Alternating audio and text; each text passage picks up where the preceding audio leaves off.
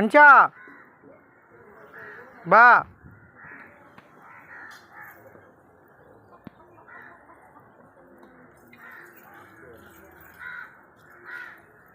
சாமி கும்பிட்றா சாமி கும்பிட்றா சாமி கும்பிட்றா.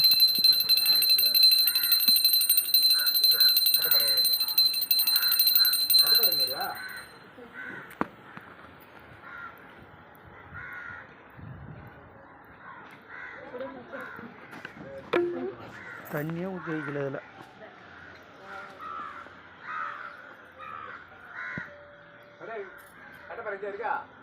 இதாக இருக்கு பாரு கேட்டு கொஞ்சம் பாரு.